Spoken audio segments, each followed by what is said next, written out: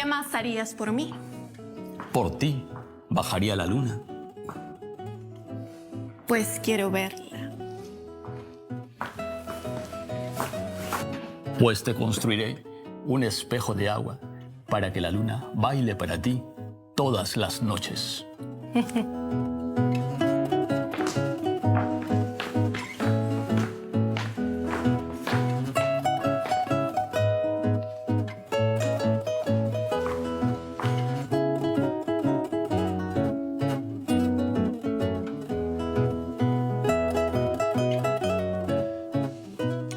Cuenta la historia que el bello paseo de aguas del distrito del Rímac es simplemente producto de un capricho de amor. Dice esta tradición que Miquita, la famosa Micaela Villegas, la Perricholi, le pide a su saliente de turno, el virrey Amat, un regalo. Y este le hace nada menos que todo un paseo de aguas para bajarle la luna a sus pies. Pero la verdad es otra. El virrey Amat, preocupado por embellecer la ciudad, dotarla de paseos y además siendo un aficionado a la arquitectura, construye el paseo de aguas imitando unas fuentes, unos estanques de agua que existieron en la ciudad de Narbona, en Francia. Historias como esta hay muchas que engalanan las calles del distrito de Rímac. Intentaremos adentrarnos a estas tradiciones porque la fundación, la evolución y la consolidación del distrito bajopontino también sucedió en el Perú.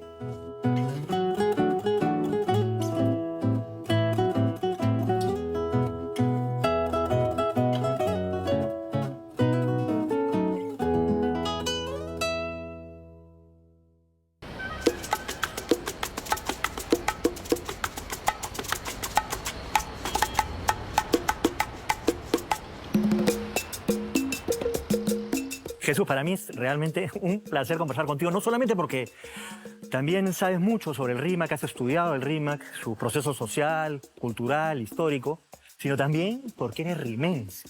Sí. Y eso me interesa mucho porque vivir en un entorno así te da también esas calidades intangibles, digamos, el alma de un lugar, ¿no? Porque además no solamente es historia, ¿no? Sino que el Rímac tiene unos procesos culturales que son interesantes también, ¿no?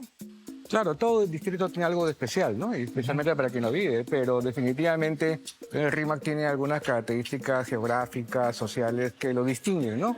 Su relación con el centro de la ciudad, su separación geográfica también, porque el río es un límite natural, digamos, que genera hasta cierto punto una identidad, ¿no? La palabra bajo el puente es una frase que la encuentras del mundo colonial. Entonces hace referencia a una realidad tangible, que es un lugar diferente, pero al mismo tiempo vinculado, ¿no? con la ciudad, ¿no? Y claro, la relación se hace mucho más personal por haber vivido acá, nací acá, estudié aquí. ¿Cuál era la relación específica y la importancia que tenía en épocas coloniales este barrio con, además, la única conexión es el hoy Puente de Piedra, antiguamente un de Crisnejas, ¿no? Un puente de Crisnejas. ¿Cuál era esa relación? Porque me parece que es importante establecer cómo es que se da este núcleo urbano, ¿no? Es una cosa paradójica, ¿no? Porque por un lado tiene mucho arrabal, hasta cierto punto fuera de la ciudad, digamos, fundada por los españoles específicamente, pero su cercanía con los puntos de entrada, ¿no? Sobre todo del norte, y la población que viene del norte u otras partes del Perú virreinal. Tan es así que estamos parados sobre el Girón Trujillo, claro, que nos dice mucho. Claro, y además porque desde un principio, por ejemplo, los esclavos africanos que llegaban a la capital tenían un proceso de cuarentena cerca de la ciudad, ¿no? Pero por otro lado, su cercanía con el Palacio Virreinal en ese entonces, ahora Palacio de Gobierno, hace que no fuera tan arrabal, ¿no? Estamos realmente unos pasos del centro, entonces una parte de la élite también vivía acá. Los orígenes coloniales del Rímac se remontan a los caseríos de indígenas camaroneros que fueron reubicados para usar sus tierras como curtiembres, obrajes y mataderos que abastecieran la ciudad.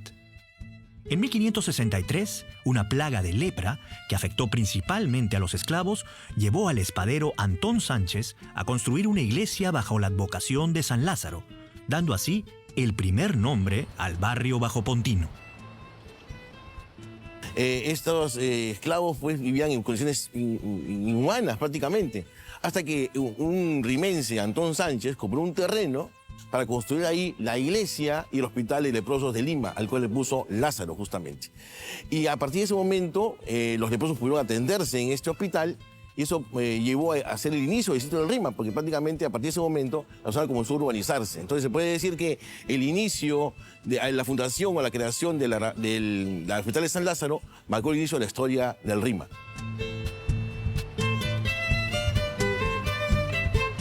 El Cerro San Cristóbal fue un sitio importante para los españoles casi desde la fundación de Lima. Un año después de fundada la ciudad, en 1536, Manco Inca sitió Lima con miles de guerreros. Sin embargo, no logró tomar la ciudad. Los españoles adjudicaron esta victoria a San Cristóbal, bautizando el cerro con su nombre. Se erigió una cruz y una capilla que se convirtió en destino de peregrinación. Y pese a que el terremoto de 1746 destruyó dicha capilla, la tradición continuó y el pueblo siguió ascendiendo cada año hasta la cruz en la cima. En el año 1536, Manco Inca manda a Quisu Yupanqui, uno de sus principales generales, a que ataque la ciudad de Lima, la destruya y expulse a los españoles hacia el mar. También era la idea capturar a Pizarro y llevarlo al Cusco. Así que desde el Cusco llegaron acá a Lima 20.000 indígenas dispuestos a destruir la ciudad. Ellos se asentaron en la falda del Cerro San Cristóbal, que en ese momento tenía una cruz. Cuando llegó Pizarro aquí, puso una cruz sobre ese cerro, que era un antiguo Apu incaico. Después de 6 meses de enfrentamientos, los españoles lograron vencer gracias al apoyo de otros grupos indígenas que se unieron a ellos. A raíz de esa victoria, los españoles habían invocado la ayuda de San Cristóbal, a quien atribuyeron el apoyo y la decisiva victoria sobre los incas. Al fundar la ciudad, los españoles se enfrentaron con la dificultad de tener que cruzar el río constantemente. En 1544, el puente de sogas construido originalmente por los indígenas fue reemplazado por uno de madera en el mismo lugar en el que luego se construiría el famoso puente de piedra. Con este paso, se pudo poblar la ribera norte del río. Una vez fundada la ciudad, el punto de comunicación de este valle con el norte del Perú era el antiguo Capañán, que estaba cruzando justamente el río. Cuando los españoles llegaron acá a este valle, a este lugar, a la ciudad de Lima, para fundarla, encontraron que había un antiguo puente de sogas, que era muy complicado para poder cruzarlo con caballos, ¿no? Entonces decidieron cortarlo y construir un puente de palo, de madera. Este puente, obviamente, por la fuerza del río, no resistió mucho tiempo y se cayó. Entonces el virrey, en el 1560, el Hurtado de Mendoza, mandó construir un nuevo puente, ahora de ladrillo. Este puente va a existir más o menos unos 40 años nada más. El río, obviamente, en una gran crecida que tuvo, lo derrumbó y llevó a construir un nuevo puente, que es el puente que hasta ahora subsiste en la zona. A pocos metros del puente de piedra, construido durante el gobierno del virrey Marqués de Montesclaros, se encuentra la que, según algunos, es la iglesia más pequeña del mundo, la iglesia de Nuestra Señora del Rosario, construida en 1555. Según la tradición, el español González de Mendoza, al adquirir el terreno, respetó la devoción que tenían los indígenas por una imagen de la Virgen María que veneraban en un pequeño tambo, por lo que construyó este singular templo.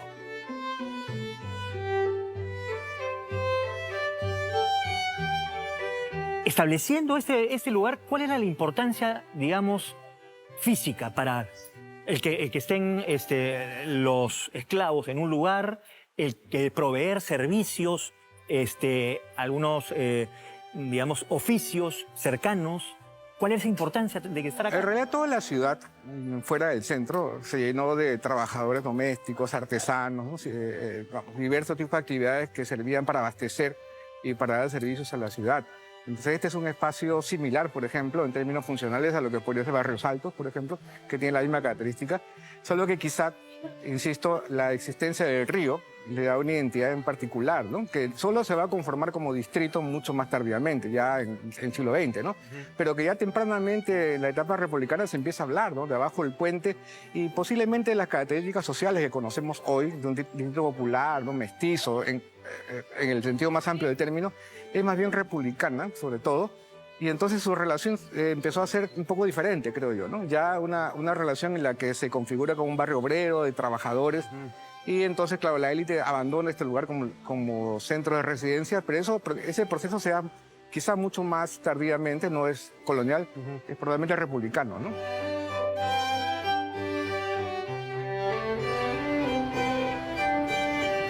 Sin duda, una de las características más resaltantes del Rímac es su marcada religiosidad, que se manifiesta en sus numerosos templos católicos cargados de historia. Entre ellos, sobresale el emblemático Convento de los Descalzos, joya del barrio bajopontino.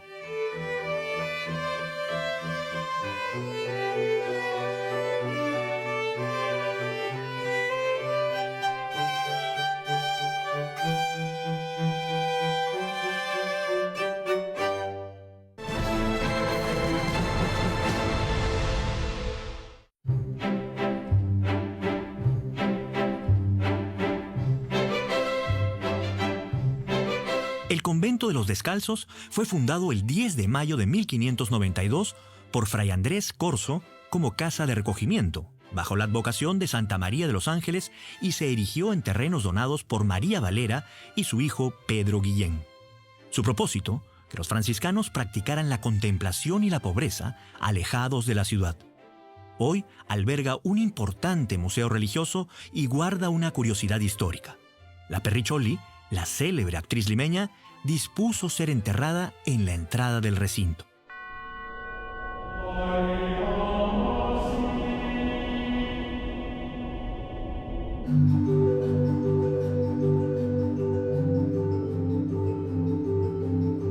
Hermanos, apresuraos, que ya están por llegar los fieles. Fray Francisco, ¿le sirvo el puchero a usted primero?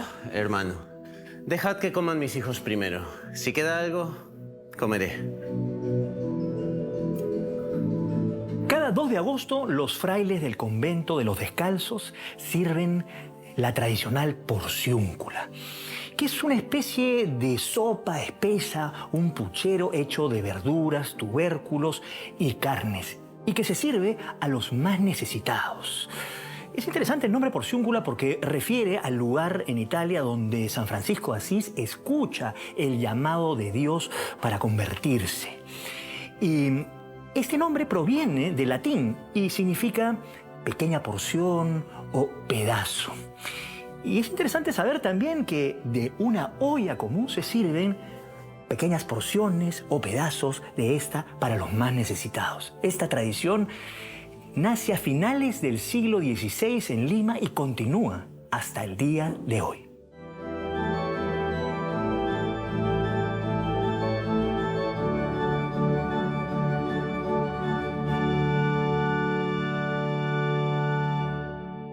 El convento quedaba algo lejos de la ciudad. Para comunicarla con el centro, el virrey Marqués de Montesclaros decidió en 1611 trazar una alameda con dirección a la urbe. La bella alameda originalmente contaba con 3 calles, 2 para carretas y 1 para peatones. Más de 2 siglos después, en la década del 50 del siglo XIX, el presidente Ramón Castilla modernizó la vía. Añadió rejas de hierro traídas de Inglaterra, jarrones decorativos y 12 esculturas de mármol italiano representando los signos zodiacales. Esta renovación pudo ser financiada gracias a los ingresos del guano.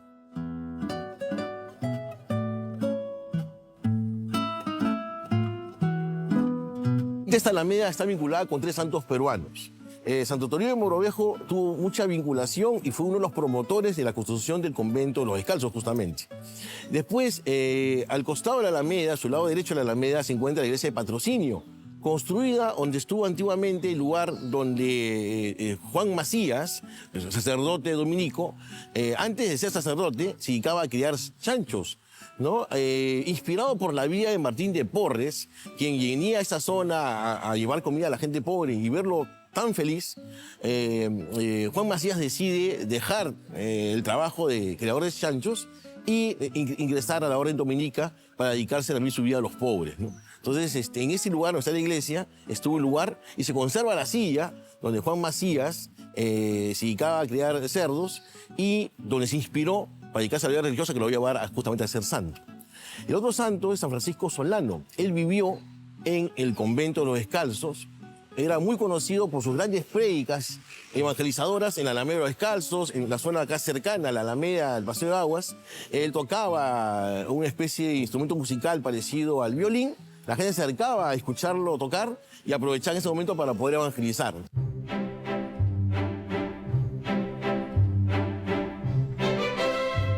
El 20 de enero de 1711, el joven Fernando Hurtado de Chávez robó un copón de oro con hostias consagradas de la Catedral de Lima.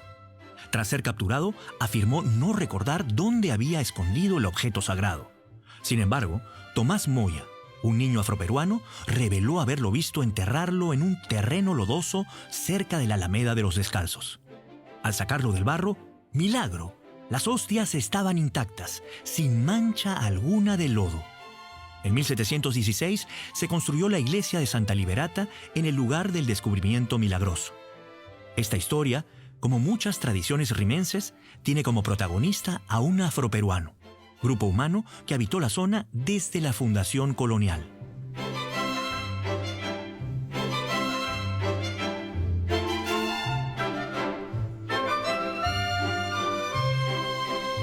Bueno, Malambo comenzaría más o menos a la altura de Cuadra 1 de Pizarro, ¿no? Que se caracteriza o se caracterizó, pero también existe todavía una fuerte presencia de población afroperuana. ¿Cuál era esta circunstancia de tener aquí, ya lo hablaste el tema de cuarentenar, pero se conoce este lugar como una zona de esclavos africanos, ¿no?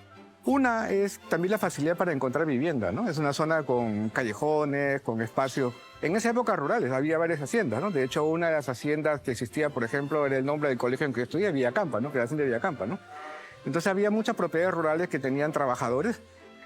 También la población libre, por ejemplo, una vez que obtenía su libertad por diversos medios, pues conseguía vivienda por acá, en lugares donde era más barato de todas maneras residir, a diferencia de la parte más céntrica, ¿no?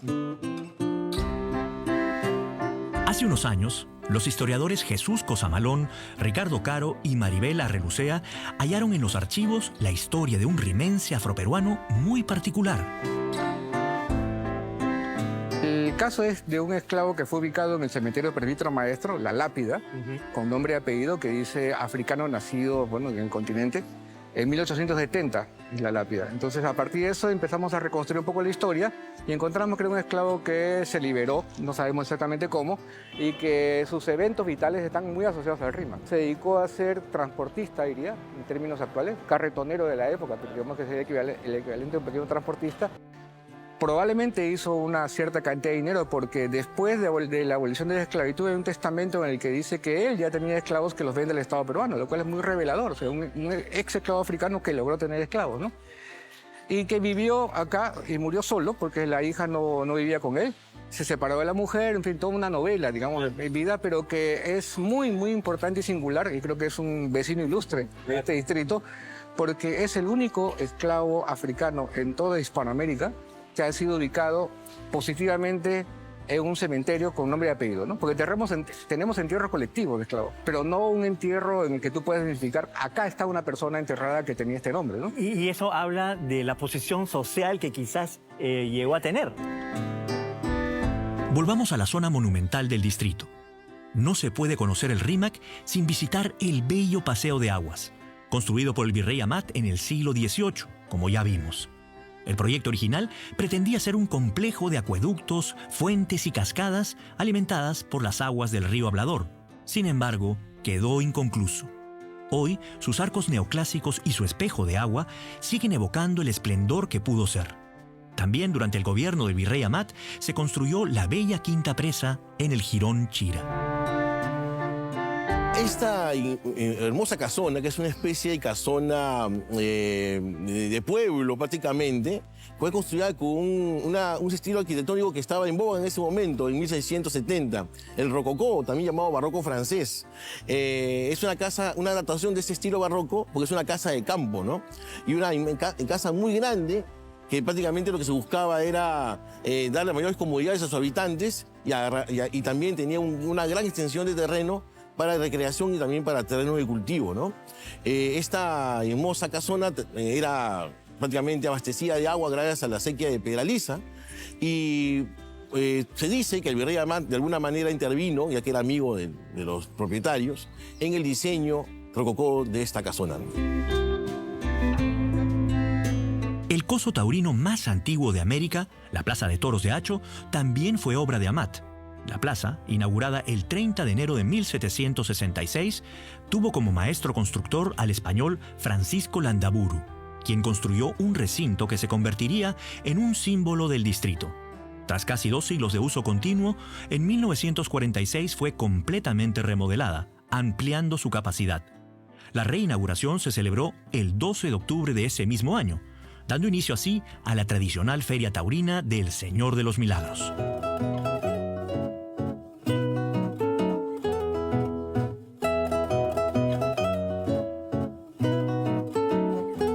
Una leyenda rimense cuenta que en el siglo XVIII el marqués de Ingunza construyó esta torre porque el virrey Amat le había prohibido el ingreso a Hacho y lo hizo para poder ver las corridas. ¿Qué había pasado? Amat estaba celoso de Ingunza, que al parecer tenía algún encuentro amoroso con Miquita. Miquita parece que le hacía ojitos, pero la verdad es menos romántica. En realidad la construye el huanuqueyo Francisco de Ingunza en 1858, muchos años después de la presencia del virrey Amat. Y su influencia son unos minaretes árabes. A veces no hay que creer en leyendas como si fueran verdad. Moraleja, consulte a su historiador más cercano para la verdad.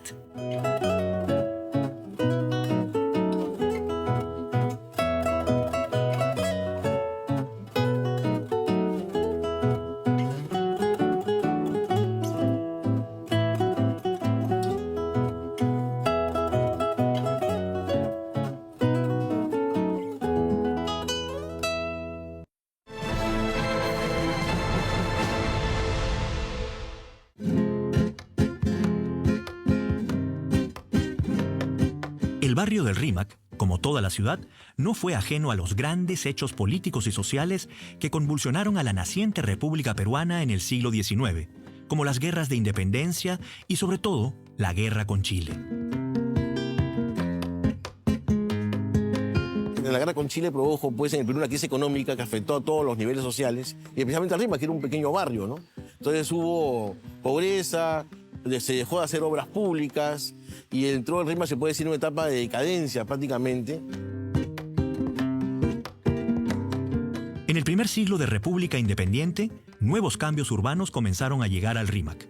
Por ejemplo, durante el mandato de José Balta, de 1868 a 1872, se cambió la cruz de madera del Cerro San Cristóbal por una de metal que duró casi 6 décadas.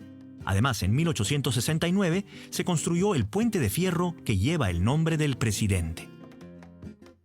Al inicio del siglo XX, prácticamente el Rímac estaba abandonado y estaba prácticamente dejado de lado. Quien prácticamente hace mucho por el Rímac es el presidente Augusto B. Leguía y el alcalde Patiño de esa época. Llega la época del centenario, 1920-1921, y se plantean nuevas obras públicas acá en el Rímac, ¿no? Se construyó la Avenida del Carácter, que ahora sería la Avenida Alcázar, se remodelaron plazuelas, se remodeló la plazuela de Hacho, se intentó construir un gran arco, que iba a ser el Arco del Centenario, un arco muy parecido al Arco del Triunfo de París. Se llegó a construir frente al Alameda de Descalzos, pero por estar mal ubicado, años después se demolió. Y comenzó, se puede decir, que el Rímac a crecer. Leguía es el gran impulsador del Rímac Renazca, justamente, ¿no? Ya después llegan una serie de empresas acá al Rímac, fábricas, que van a dar un impulso económico también al Rímac. Después también aquí se instaló el primer tranvía de sangre, el tranvía que era a caballo. Y después justamente también, acá también va a estar el inicio del tranvía eléctrico, ¿no? También en el Cerro, a inicios del siglo XX, específicamente durante el gobierno de Billinghurst, se elaboró un proyecto de un monorriel, así se llamó, pero en realidad era un teleférico que subía una pendiente de 400 metros casi hasta la cima. Pero lamentablemente los altos costos de mantenimiento y la poca demanda hicieron que este proyecto fracasara y duró tan solo 3 años. Para la segunda década del siglo XX, el barrio de San Lázaro ya estaba totalmente unido a la ciudad y se podría decir que era un barrio más del centro. Finalmente, el 2 de febrero de 1920, el presidente Augusto Leguía elevó el viejo arrabal de San Lázaro a la categoría de distrito.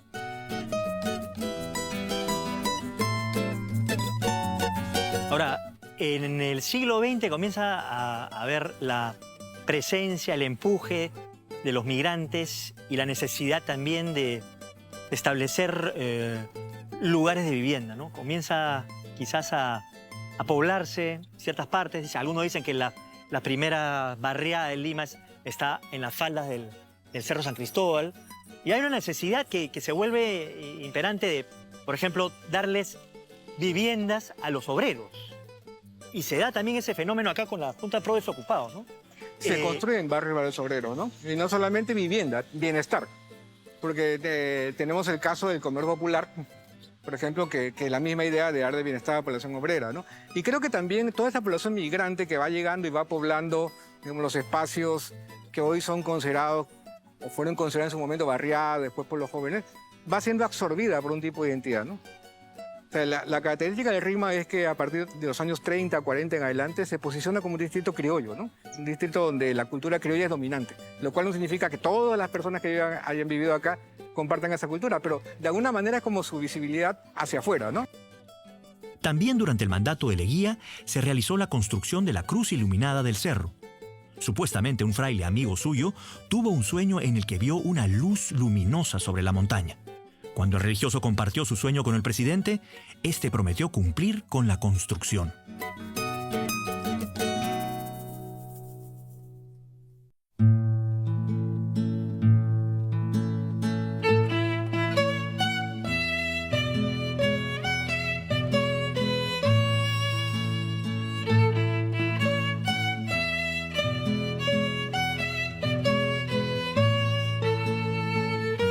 El origen real de la fiesta de Amancaes está envuelto entre el mito, la leyenda y la historia.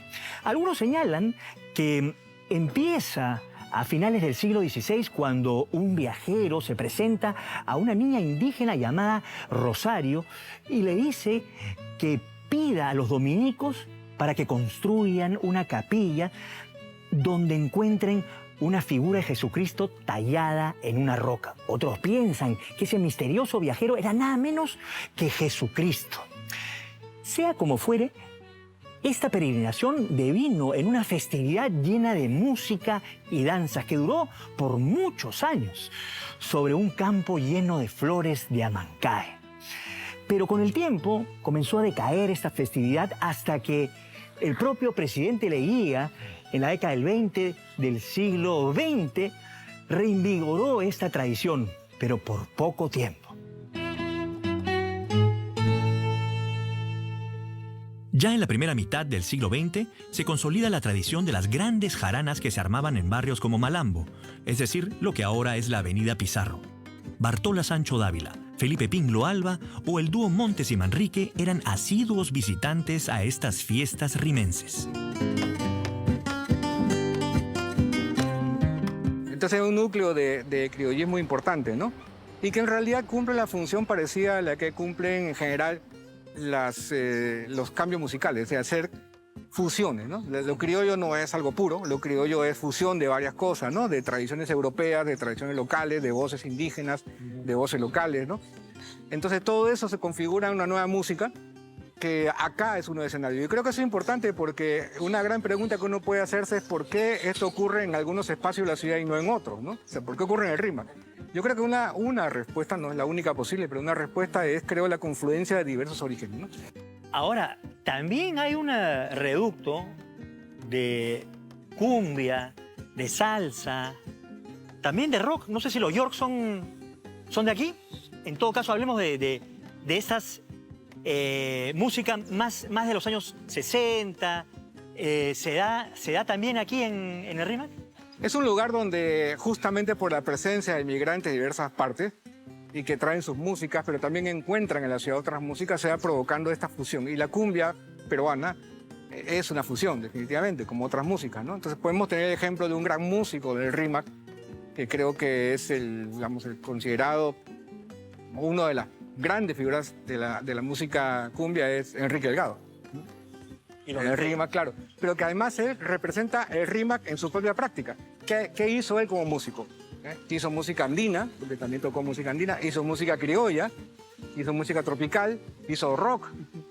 Que es prácticamente lo que se escuchaba en el distrito, todo lo que se escuchaba. Y él, claro, termina decantándose por el lado de la cumbia, pero en su práctica musical era tan complejo como la propia población del RIMAC, que tiene muchos orígenes. Mientras cambiaban algunas tradiciones y gustos musicales y surgían agrupaciones tropicales como los Paquines o los Destellos, también cambiaba la fisionomía de los edificios del RIMAC. Por ejemplo, en los años 30 nacieron los barrios obreros, proyectos impulsados por el gobierno de Óscar Benavides. Se trataba de viviendas económicas para los trabajadores de la época. Hoy aún podemos visitar un remozado barrio obrero número 2, levantado en 1937 junto a la vía de evitamiento. En tanto, los barrios 3 y 4 se ubicaron en la avenida Caquetá, una zona que hoy pertenece al distrito de San Martín de Porres.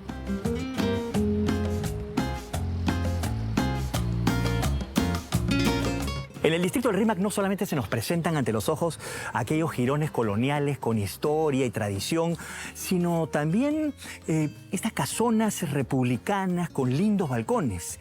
Pero más allá de eso, en el siglo XX hubo otras necesidades de renovación urbana, sobre todo a mediados de ese siglo. Uno de los mejores ejemplos es la unidad vecinal RIMAC, esta de aquí.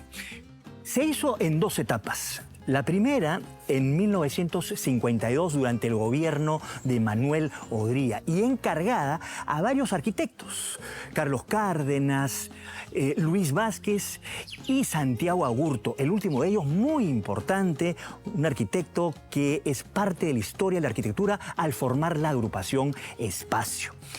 Posteriormente, en 1963 se hizo esta segunda etapa durante el gobierno de Fernando Belaúnde, encargada también a otro arquitecto famoso, Enrique Siriani, el mismo de la residencial San Felipe, y Jacques Cruz. Esta unidad vecinal responde también a otras de la época, tiene la misma tipología como por ejemplo la de Matute o la de Mirones. Y responde también al concepto de una mini ciudad autocontenida, con espacios de esparcimiento como canchas deportivas y también parroquias y hasta un colegio dentro. Hay que recordar que esto también es un espacio histórico del distrito del RIMAC.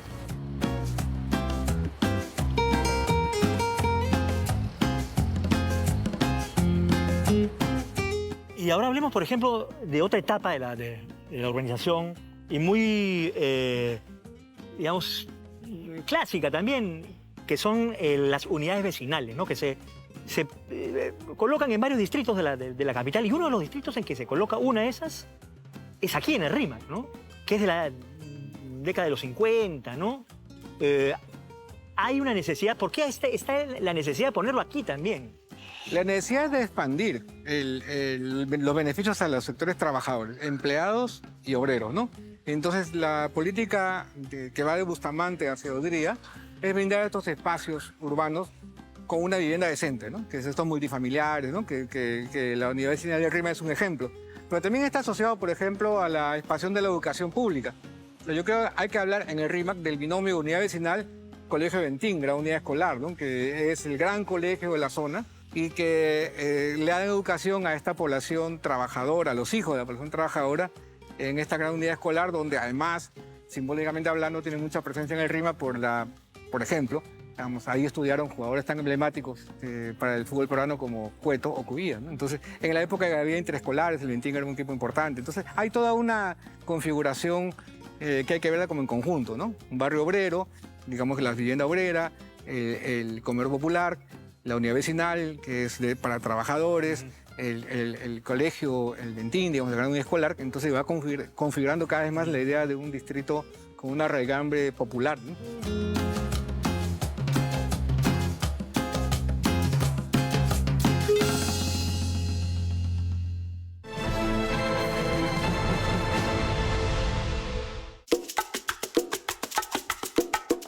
Las asociaciones en el RIMAC no solo se manifiestan en las celebraciones barriales, también están presentes en sus clubes tradicionales.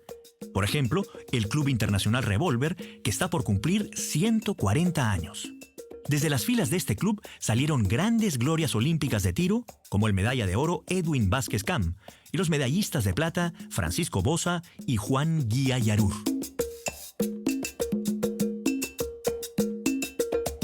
Pero si hay un club icónico del RIMAC, ese es el Sporting Cristal. Su historia comienza en 1955, cuando el Sporting Tabaco se convirtió en Sporting Cristal Bacus.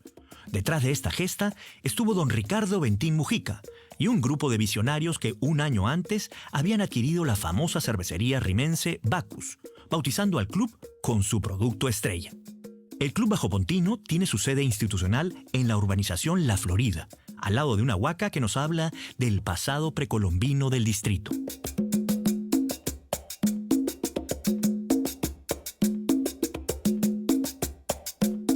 Bueno, la Huaca La Florida, donde estamos ahorita, en el ala derecha, dentro de una excavación que hizo la Municipalidad el año 2023, es uno de los templos zenú más antiguos y es el más grande del Valle de Rímac. Es un templo de la cultura manchay, que como lo denomina el doctor Richard Burger, esta cultura formativa de la costa central, y fue una construcción que empezó a construirse desde el año 2000 a.C. El que habla hizo su tesis de licenciatura en la Universidad de San Marcos, que establecí 4 fases de ocupación. Estamos en la última, y la última que construye usando piedras con argamasa de barro, y fue un templo, ¿no? Como el nombre lo dice, la disposición en U es de este montículo donde estamos, el núcleo.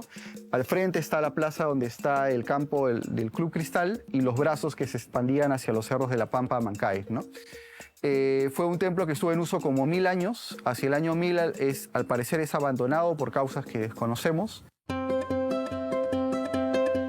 En el año 2018 se hallaron 16 fardos funerarios de la cultura Ichma del Curacazgo de Amancaes en la Florida. Las momias, que habrían sido enterradas alrededor del año 1300 después de Cristo, fueron envueltas junto a vasijas, mates y objetos de tejer. Los incas, cuando llegan a mediados del siglo XV, acá al Valle de Rímac, encuentran el valle organizado en varios curacazgos que eran parte del señorío de Ichma, que tenía capital en Pachacámac. En el Valle de Rímac había varios Sulco, Huatca. En la zona acá de Rímac estaba el señorío de Amancaes. Es un señorío poco investigado, que posiblemente tenía muchas zonas cultivadas acá. Tenía al parecer 2 centros, 2 poblados grandes, uno en las lomas de Amancaes y otro acá al pie del Cerro San Cristóbal de nombre Pacán, según las fuentes coloniales, ¿no? Entonces, este señorío parece que estaba circunscrito en lo que actualmente es el distrito de Rímac, y parece que tenía una estrecha relación con el señorío de Limac, lo menciona Rostorovsky acá en la otra margen del río, donde estaba el señor Taulichusco, ¿no? Que encuentran los españoles. Los españoles encuentran el valle con esta organización, con estas poblaciones, sistemas de regadíos, chacras de los Ichma, que bueno, fueron, a medida que la ciudad fue creciendo en la otra lado, también fue creciendo este valle, este barrio de abajo al puente, y donde estuvo originalmente una población indígena. Las fuentes coloniales mencionan que se llama San Pedro de los Camaroneros, que posteriormente a fines del siglo XVI es desalojada para que los españoles puedan instalar ya de una forma óptima el trazado de las calles, templos de lo que fue el barrio de abajo del puente y posteriormente el Rímac, ¿no? Actualmente las huacas del distrito se ven afectadas no solo por la falta de cuidado, sino también por el crecimiento desmedido de los asentamientos alrededor suyo. La Pampa de Amancaes fue invadida en los años 50. A partir de esa época, como en toda Lima, la expansión de los asentamientos humanos se ha expandido en las zonas eriazas, los cerros. Acá en el Rímac, todos los cerros, desde San Cristóbal hasta el Arrastre Bajo, todos tienen ocupaciones, invasiones que se han ido consolidando cada vez, ¿no? Y el tema hasta ahora sigue. Entonces, la Lomas de Amancaes es un área protegida actualmente por este ecosistema de lomas, y también tiene un polígono arqueológico por el Ministerio de Cultura. Es un recurso turístico ecológico que puede servir a estas poblaciones, porque la gente de la misma ciudad sube en mitad de año para caminar en las lomas, para hacer trekking, para ver este lugar tan importante, ¿no? Entonces, yo pienso de que debe haber una planificación en este sentido para que se preserve eso, y también los sitios arqueológicos que están dentro de acá, de esta zona.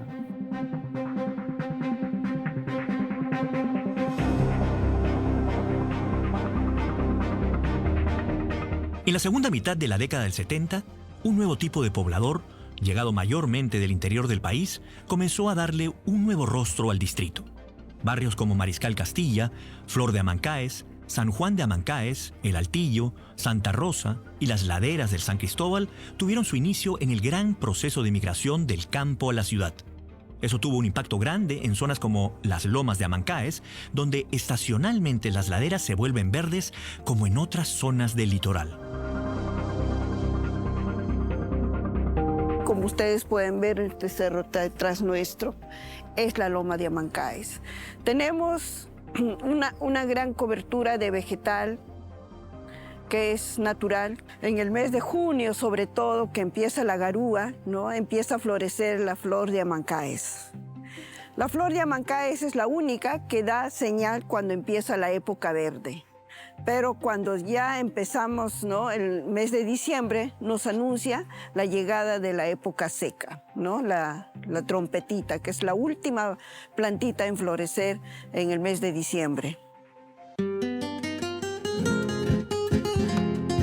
Las lomas costeras brindan múltiples beneficios, como la purificación del aire, el fomento del turismo sostenible y la conservación de un valioso banco de semillas de plantas nativas como papa silvestre, quinoa, oca silvestre, entre otros. Para promover la educación ambiental y la protección de este patrimonio, se creó la asociación PAFLA, que cuida las lomas desde que éstas fueran declaradas ecosistema frágil el 13 de octubre de 2013.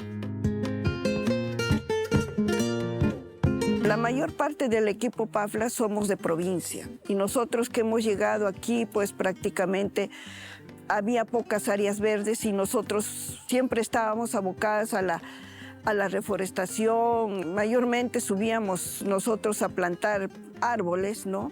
Por la Municipalidad de Lima, que incentivaba plantar árboles. Entonces subíamos a la loma y veíamos ahí que necesitaba, pues, que nosotros tomáramos para poder, ¿no?, protegerlo.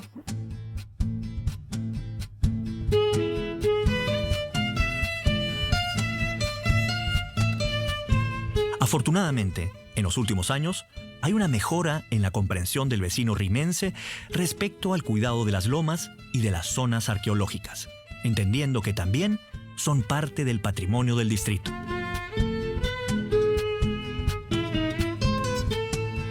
La asociación PAFLA siempre lleva el mensaje a los colegios, universidades, llevamos a las ferias. Nosotros vamos a todas partes llevando el mensaje, sobre todo a la protección y conservación de la loma y por ende a la flor de Amancaes, porque la flor de Amancaes, que es una flor emblemática de Lima, hoy en día está en peligro de extinción. Me parece que sí ha aumentado el interés, felizmente, de las autoridades, en la población. Ha sido muy lento, es bastante lento esto.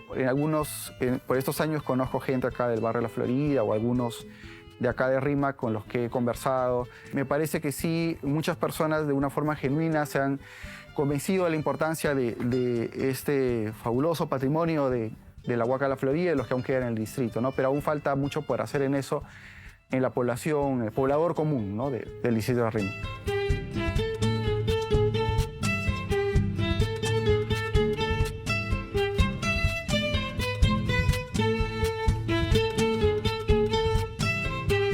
¿Qué es lo que nos faltaría en todo caso para poder poner en valor o que la gente tome conciencia de que es algo que nos pertenece y que hay que cuidar, ¿no? Sobre todo estos cinturones por ejemplo, que aprietan a los restos arqueológicos, por ejemplo, ¿no? Yo creo que hay dos tipos de patrimonio en el RIMAC. Tienes un patrimonio material, la Huaca La Florida, que está justamente en las dimensiones del club y otros lugares más o menos similares. Tienes un patrimonio colonial, por supuesto, ¿no? La Alameda y los conventos, y un patrimonio republicano, está lleno de casas republicanas, y un patrimonio contemporáneo moderno, digamos, ¿no? Y tienes un patrimonio inmaterial, tienes un patrimonio que no es tan físico, por supuesto. No es tangible. No es tangible, pero que tiene una importancia fundamental. La idea de que acá es uno de los lugares donde se practicó la cultura criolla, está la fiesta de Mancaes, ¿no es cierto? La gastronomía, el antiguo restaurante Rosita Ríos, etcétera, ¿no?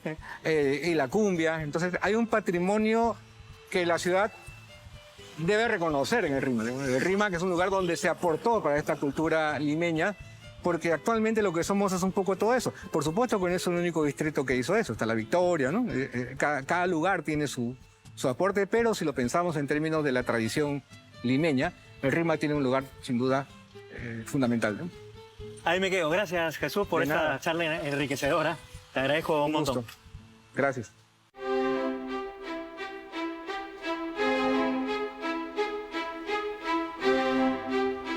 Como hemos visto, en el RIMAC hay muchas historias, muchas leyendas. En cada rincón, en cada calle, se cuentan tradiciones. Como por ejemplo, aquí, alrededor de lo que hoy es el mercado de Limoncillo, un pequeño niño encontró en una acequia un lienzo y al abrirlo se dio cuenta que era una imagen del Cristo crucificado. La gente comenzó a arremolinarse, ¿no? Incluyendo un vendedor de cachitos de lotería. Y esos cachitos de lotería terminaron siendo comprados por algunos de los curiosos. Tiempo después se jugó la lotería y muchos de los presentes ganaron jugosos premios. Ese quizás fue el primer milagro del Cristo crucificado del RIMAC. Historias como estas hay muchas. Y RIMAC está cargado de tradición, de historia y también de mucha cultura. Si quieres conocerla, lo único que tienes que hacer es cruzar ¿hacia dónde? Abajo el puente hacia el RIMAC. Nos vemos en la próxima.